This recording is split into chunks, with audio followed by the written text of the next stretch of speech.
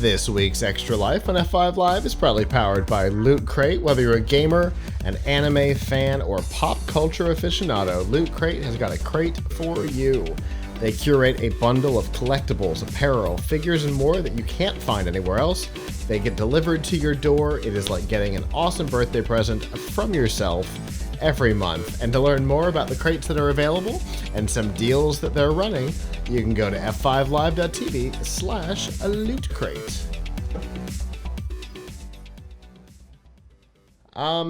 So we're going to talk about PlayStation, and we're not going to talk at all about the revelation from this weekend, from yesterday. That is outside of our purview. Instead, what we're going to talk about is that PlayStation looks to be realigning their services offerings to come a little closer in line with what Microsoft has done with the Xbox Game Pass. PlayStation currently has most, if not all, of the components that Game Pass has. But what they don't have is one easy to understand, streamlined approach. Obviously, Microsoft has got Xbox Live, and then they've got Game Pass, PC, console, and then Ultimate.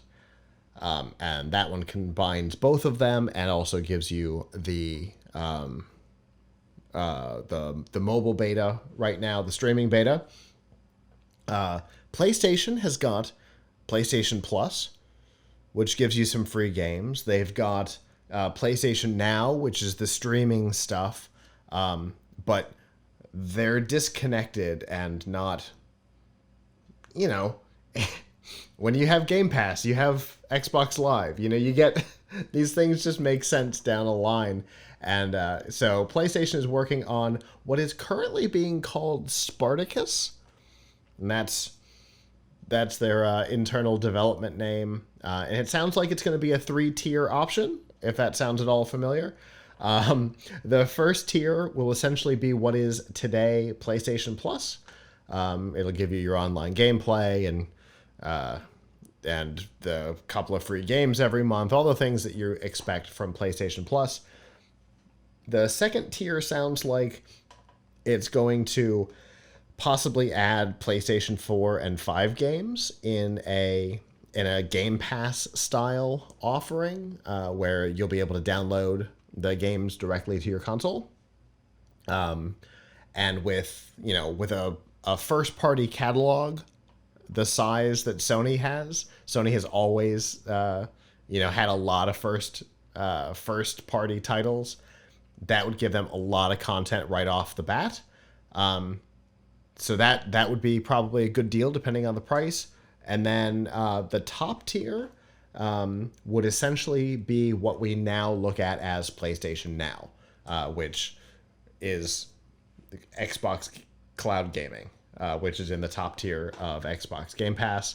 So it sounds like they're realigning kind of what they already have and adding some new stuff in this new structure. And it makes total sense, because Microsoft has absolutely been killing it. Every game publication calls Xbox Game Pass Ultimate the best deal in gaming. The fact that it comes with EA Play on PC and console really makes it hard to argue against. So I think Sony needs something like this, and with all their first-party titles, they've got a lot of stuff to offer right off the bat. I think that's most interesting about all of this is that it could be released as early as spring of 2022. So we could be hearing an official announcement about this soon to get hype in the way that Game Pass was announced and then launched. We might be hearing some official stuff about this real soon, Avram. Good. They need to catch up, right? Yeah. PlayStation 5 and Xbox Series X have parity in terms of the hardware, pretty much, yep. Right? So each one of them has to stand out in other ways. Either they have to stand out with exclusives, which are getting fewer and fewer, or they have to stand out with, services. Xbox is standing out with its service. PlayStation needs to catch up. Absolutely. And, if they really wanted to, Sony owns video streaming platforms as well, right? Something that Microsoft doesn't have. We talked about that, maybe just last week, that they don't have their own streaming platform, and so the Halo series is coming to Paramount Plus. If they wanted to, they could create a tier that included streaming content from their own library. What would it be? What would Sony use? Well, they own what? They own Crunchyroll, I think.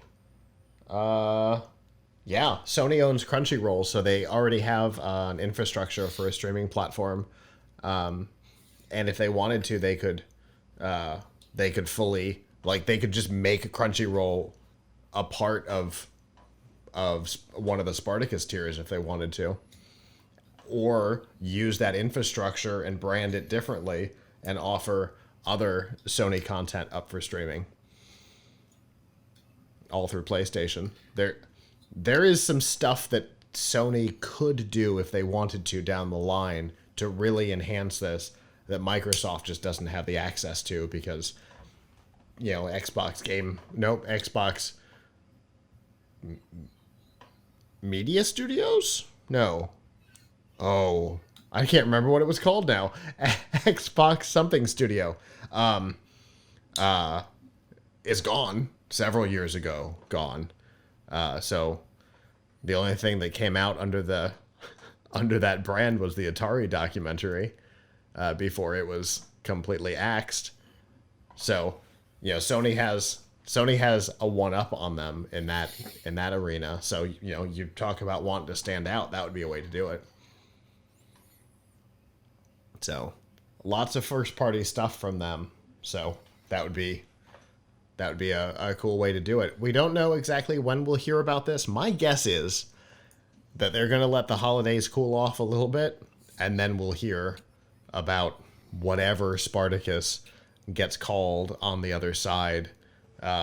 Hopefully they'll have hopefully it's not some terrible name that just includes the word plus like everybody else.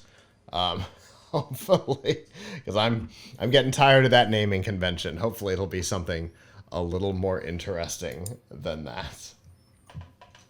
Hello, YouTube. Thanks for watching, and I hope you enjoyed this episode of F5 Live Refreshing Technology.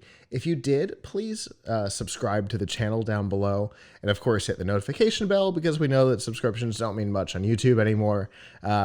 If you've got topics that you'd like us to talk about in the future, please comment them down below. And if you'd like to not follow us on YouTube, there's lots of ways that you can follow along with our content by going to PLUGHITZlive.com/subscribe. There you'll see all of our shows and all of the ways that you can watch, listen, and follow along.